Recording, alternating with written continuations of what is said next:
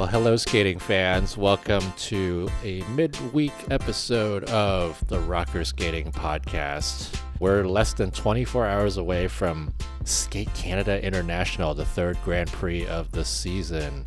Michelle, I'm like one of those cartoons where, you know, there's some guy in the middle of the road and a car hits them and then they get up and another car hits them and it gets up and another car hits them. Like, that's how I feel right now. I think you need a nap. How do you feel?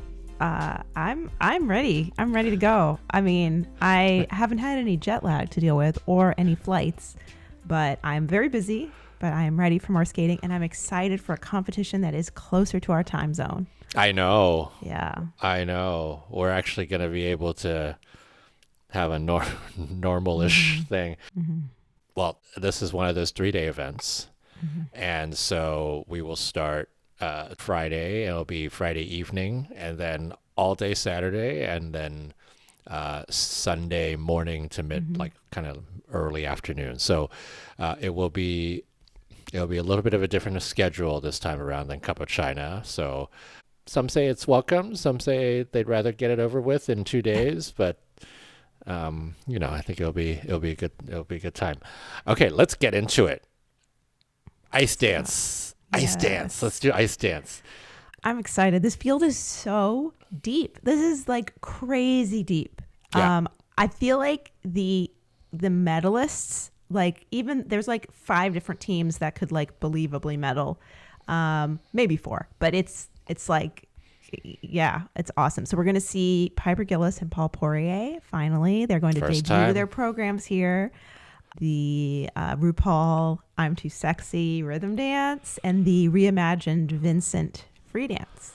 We're gonna have two I'm Too Sexy rhythm dances. Yeah, let's go. Although very different. I feel like they are, even if they're using the same pieces of music, very different vibe, very different thematically. Reed Amberlevicious, of course, we've seen theirs a few times. It's one of my favorite programs of the season. And Gilles Poirier will be interesting. I'm looking forward to the corset look that Paul's going to be sporting. It's a little more Madonna than it is RuPaul, but hey, maybe RuPaul had done a drag costume in the vein of Madonna at some point. Who knows? Yeah. So for me, I think Gilles Poirier, this is one of those where it's like, how much do they win by? And well, yeah. Are they going to do like Gillisflation, the way they did Chanflation here? Because I feel like that score that Fournier Baudry Cizeron scored was really high. But I looked at my calculator and I figured out what's the perfect score in the free dance, and it's 143.25. So that's still like a lot of 10 room. Points more than the French scored. So we might see it like 137 here. I don't know. Get to work, Canada. Wow. Do your worst. I mean, it's like France did their thing, Canada's going to do their thing, US is going to do their thing, right? Like that's a lot of that sort of stuff going on. Yep, we'll see. But yeah, it is the where's everybody in their pecking order? How does everybody sort of stack up going into the Grand Prix final? And I mean, barring any crazy mistakes or falls, which we saw a lot of last year. I think it is going to be Gilles Poirier in front, and then I would say 3 teams for the other 2 medals. Reed Amberlevicious, who've been the most seasoned by far because they had to be very very good early on for that Olympic competition, and then Lejoie Legas, who had a late start to their season, and Carrera Ponomarenko, who's had a regular start to their season. So it's going to be those 3 for the podium, and it'll be interesting to see how that all works out. And kind of we're in Canada. Do Lejoie and Legas get a little bit of a bigger score in Canada? Like for me, I think I would have Reed Amberlevicious over Lejoie Legas. Yeah, Excuse you. I know. Excuse you. I know. I'm really interested in the Lejoie Legas Carrera Ponomarenko matchup because this is the first time these teams have met since Worlds, and I think Lejoie Legas, particularly their free dance score at Worlds, was very controversial. It felt like they were just sort of like dumped out of nowhere, and I would expect them to be second here, but we'll see what happens. Lajualaga frustrate me because they're just this team that I feel like has so much potential, and they never are quite like scored like the way I think they deserve to be. I think what was interesting was I thought, kind of like for me, every Olympic season, there's always the season before, there's always somebody who just kind of like comes out of nowhere, but like is one of the like second tier teams that become a top tier team and then like ends up winning a medal at the Olympics. And for me, I thought it was going to be Lajualaga For sure. and that did not happen. It ended up being, I mean, Fear Gibson have been, you know, in that top 4 range for the past few seasons. So in a lot of ways, they weren't kind of like a out of nowhere world medalist, but I really thought it was Lajualaga's time last season. But we'll see. I mean, they had a smaller competition to start this season, and so we just don't know where they're going to stack up. And it'll be an interesting competition for sure. All right, well that is the ice dance. Let's go to more 2-person competitions. The pairs, another big one.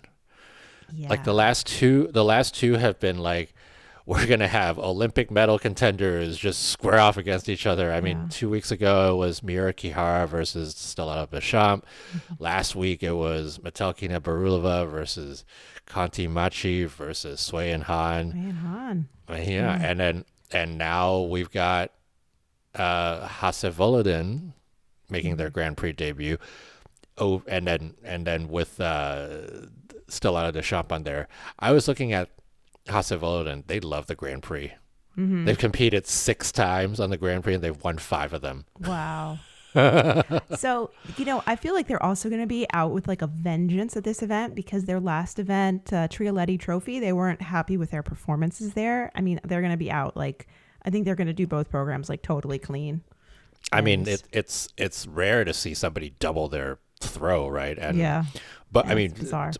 Both these top 2 teams had a bizarre error in their last competition. That doubled flip for Hase Volodin, the single twist from Stellato Deschamps. I mean, they at Grand Prix de France, and like they just took themselves out of contention like right at the beginning of their program. So both of these, I mean, if we know anything about Deanna Stellato, it's that she never forgets an error. She will never pop a twist for the rest of her life. No. Ever. She would rather like take her own boot off than have to do that again.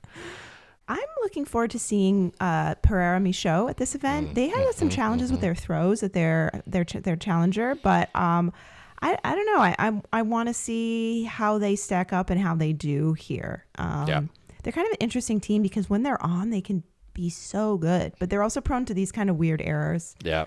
I could say the same thing about Cam and O'Shea. This is their first Grand Prix of the season. Exactly. Yeah. Ellie looked a little tentative at their last event, so I'm interested to see how she... Yeah, her solo jumps weren't there. They weren't there, and her throws weren't either. I mean, the throws have always been an issue for them, but the side-by-sides were things that you could usually count on because she's she is such a good solid single skater. Interesting though, Pereira Michaud and Cam and O'Shea both come in with a throw triple flip for the first time in their careers. Like they upgraded. For Pereira Michaud, they actually upgraded to the flip over their sow. Their sow was more consistent, and so they're taking a risk. For Cam and O'Shea, they upgraded their flip from their sow, and their sow was not consistent. Like their loop was much better for them. Yeah.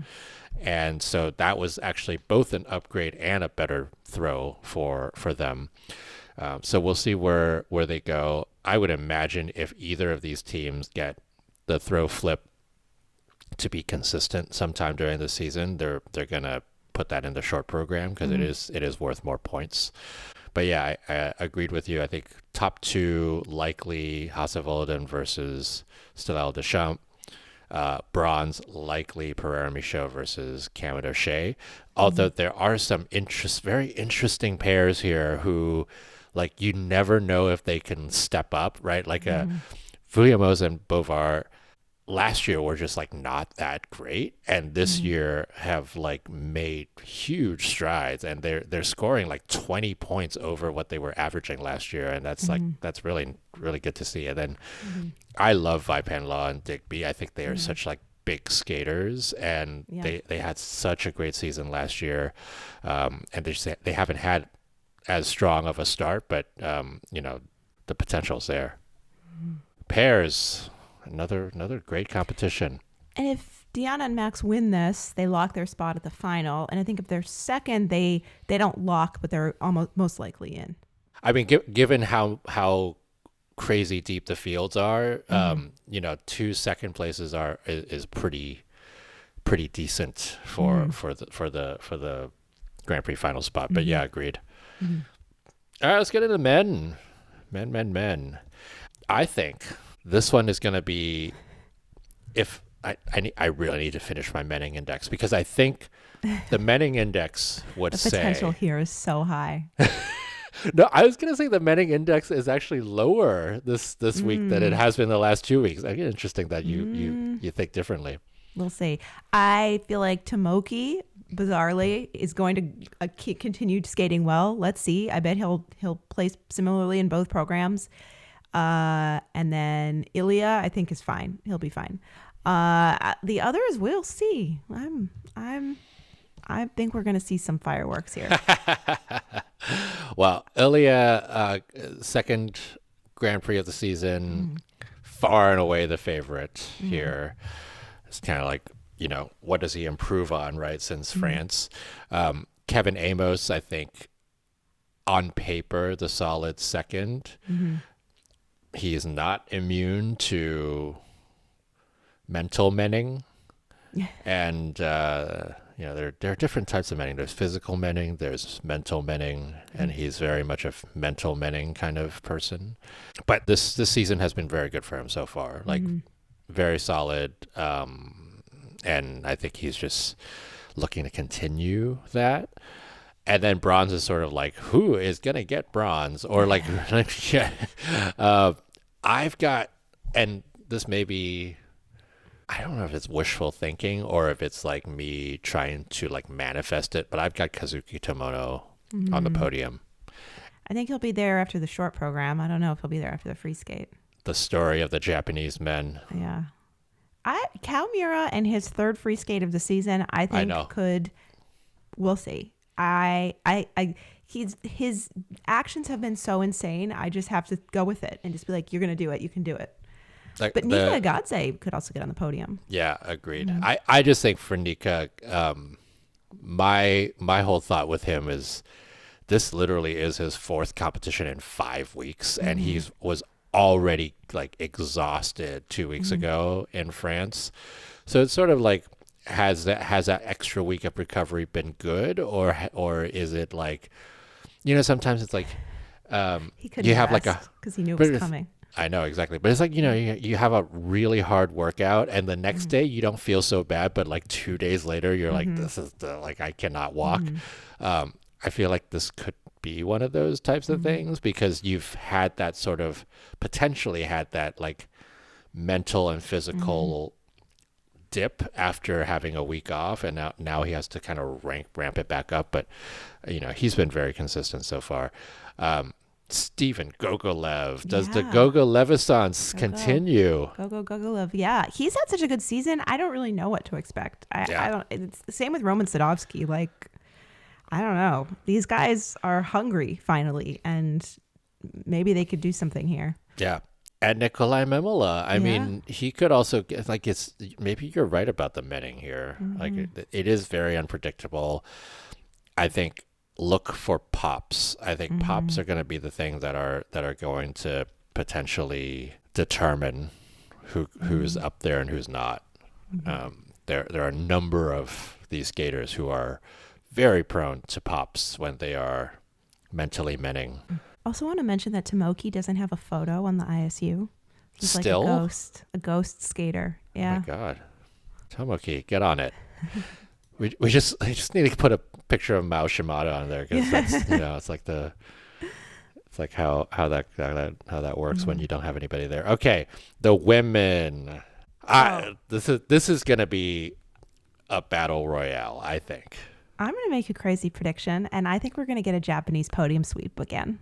So our friend Barb is at practice, and she texted me this morning that watching Yuna Aoki skate, she skates like poured gold. And I was like, wow. I mean, we know, but like... Yeah. And I was just like, you're that whelmed in practice. I'm going to believe in her. I think she can do it. I apparently didn't believe in her because I had her seventh in my predictions. Even those seventh places. I know. Yuna, I love Yuna Aoki skating. Like she's really good, and just like you said, just like really smooth. It's very like Saki Miyake has that same sort of power and flow, and agreed on all of that. I just don't think her Canadian audience is going to appreciate it. They're very educated about skating, and they're going to be behind her. Speaking of Canadian skating audience, there's a chill in the air right now, and it's like 32 degrees Fahrenheit in Saskatoon. So good luck, Nick. Cold. Hi Nick. I know you're listening. So that'll be fun. But Japanese sweep is very much on the table. Very much on the table because we have Mone Chiba, Grand Prix debut. We have Ami Nakai, who was the big winner 2 weeks ago, and does she go to the Grand Prix final? There's a high possibility of that. And then it's like the battle of the Japanese women, it's the battle of the American women, it's the battle of the Canadian women. Like it's like lots of, within this group of 12, so many interesting things going on. It really feels like in the U.S., Alyssa Liu and Amber Glenn have pretty much their Olympic spots locked in. Alyssa's the world champion. Amber's the Grand Prix final champion, continues winning Grand Prix. But it feels like the third spot, there's really 3 skaters in contention for it, and they're all here. Brady, Isabeau, Sarah. Yep. And only one of them doesn't. And it'll be so sad. Yeah. I was going to say, only one of them doesn't have under rotation issues, and we'll see what the panel is like here, because I feel like that will make a big difference. Right. And even, I mean, Sarah doesn't have under rotation issues as much, but she's still been called, and she's got the flip edge thing, right? So a tough panel could do a lot here. Once again, we'll see, but we believe, I think you said Shin Amano is there, right? So Barb saw him, but he's at the boards working with the team. Oh, he's not on the so panel. not on the panel. I know. What a relief. Yeah. She saw him in the elevator. She's like, it's going to be a bloodbath. But he's just there working. The same panel is calling men and women here. Oh, interesting. By the way, for those who are like, who's Barb? This would be Barb Strain. Within the skating world, Barb Strain is known to everyone. She's very much a behind the scenes person, but she's been around for many years. She saw Gordiev and Grinkov win their first world title. There you go. And she we laugh at this because I've known Barb now for, I don't know, 8-ish years. And Michelle, I know you've known her for a lot longer, but like I think in Beijing, she was like, yeah, I'm done. I'm retiring. And it was like 23 worlds. It's like, yeah, I'm done. I'm retiring. 24 worlds, retiring. Like she told me this at the end of 2009 Worlds in LA. She said, I'm taking a long break from skating. I'm going to work Vancouver, and then I'm done. I'm going to retire. She's coming to Milan with NBC. So I mean, never not retiring. So that's Barb Strain. She's just, if you think I'm a memory bank, she is she knows everything and everyone, and everybody respects her. So we always know. So Isabeau, Sarah, Brady, and my dark horse, Laranaki Gutman. Sharknaki's coming for Skate Canada and Saskatoon. This will be frozen Sharknaki. And fossilized Sharknaki. But, Anna Pizzetta did her thing last week, and it wasn't as consistent, and we kind of expected that from her. Laranaki Gutman, we've never seen her look so consistent as we have this season so far. And the question is, can she continue that? And I think, her putting together two strong programs here, she's an outside shot for a medal, especially if they score her correctly, right? Yeah. Like I think she's one of those who hasn't gotten the time of day yet on components that she should be getting.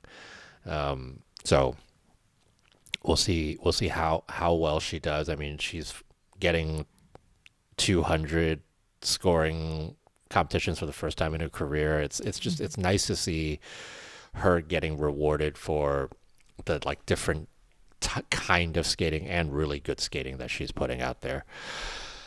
Let's end with the Canadians, because we are talking about a Canadian Grand Prix.